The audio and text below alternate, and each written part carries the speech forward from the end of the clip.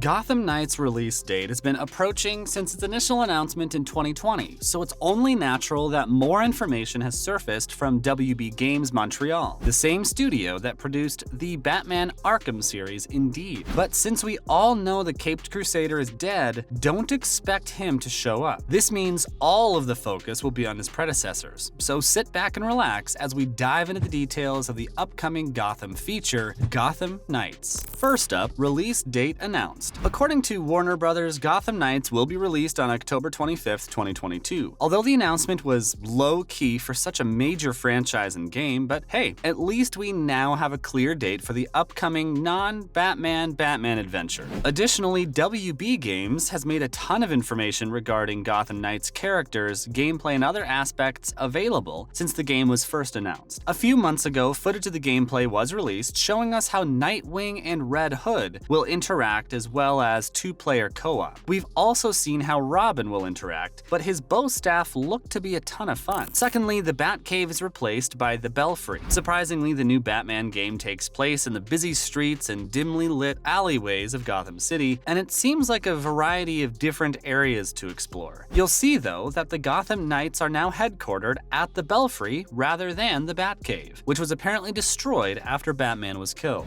According to comic book lore, the Belfry was first introduced in 2016 as a facility where Batman could teach young superheroes while Batwoman resumed on her set tasks. The Gotham Knights squad, which included Batman, Batwoman, Clayface, Red Hood, Nightwing, and Azrael, also had their home base at the Belfry. In June 2016, comic book artist James Tynion IV talked about designing the Belfry from scratch. He mentioned creating a brand new secondary Batcave located in Gotham City in issue 935. He added that it's one of the coolest things he's ever come up with. The Belfry even features a space dubbed the Mud Room, similar to the X-Danger Men's Room or Star Trek's Holodeck, where Clayface could create traps and other challenges for the crew to practice against. It might be interesting to see how Warner Bros. Incorporates the new base, since we didn't see anything like that in the trailer. Thirdly, the story is entirely original. Even though we'll be able to recognize quite a few characters and locations, Gotham Knights delivers a unique story that isn't based on any existing comic book storylines. Fleur Marty, the senior producer on Gotham Knights, said in an interview with Games Radar that it's a completely original story. He added that they aren't acting out any of the comics' already published tales. The plot of Gotham Knights is entirely original. Whoa, an original story? That sounds risky to us, but we're all in for it. Followed by the Court of Owls, the main baddies. The Court of Owls will be one of the game's main foes, as the first trailer of Gotham Knights revealed. The organization is a recent addition to the Rogue Gallery Batman fights in the DC Comics plot. It's possible that the Court of Owls is to blame for Batman seeming to be dead in Gotham Knights, and the team is seeking vengeance. However, please keep in mind that this is only our speculation. The Court of Owls is highlighted more in a brief Gotham Knights teaser. The brief animation shows the villain's labyrinth to imprison Batman and keep him alive with drugged water. According to comics, it's canon that Batman adopted Nightwing when he was left an orphan after his family died on stage at a circus while performing. The circus served as a training base for the Court of Owls Talons, the group's legion of assassins, and it is revealed in the Court of Owls storyline from 2011 that Nightwing was undergoing Talon training. The Court of Owls makes a comeback in modern comics to regain Nightwing. Again, this is just speculation, but Gotham Knights might be inspired by that plotline and have Nightwing imprisoned in the labyrinth of the Court of Owls, while the other Gotham Knights go on a rescue mission. Well, this does sound intriguing to us. Additionally, Mr. Freeze is one of the villains. There are undoubtedly several baddies who stand in the way of the Gotham Knights and the protection of Gotham City, but we're all familiar with one of them, Mr. Freeze, a specialist in cryogenics who was forced to live in a cryogenic suit for survival after a laboratory disaster. Is Schwarzenegger coming back for this one? For context, Mr. Freeze made a few attempts in the comics to take control of Gotham, mainly by freezing all of the city. On one such occasion, Mr. Freeze develops a massive freeze cannon under a lighthouse in Gotham City in the 2017-18 miniseries Batman White Knight. However, Mr. Freeze and Batgirl team up to repair the damage after Harley Quinn, posing as Neo Joker, finds the cannon and takes control of it. As a result, Gotham is completely frozen. It's improbable that any of the heroes and villains will work together, but it does not seem entirely impossible. Significantly, Gotham Knights will feature Dropout two-person co-op. As we've heard, WB Games Montreal placed a lot of emphasis on a seamless drop-in and drop-out co-op, which will be included in Gotham Knights.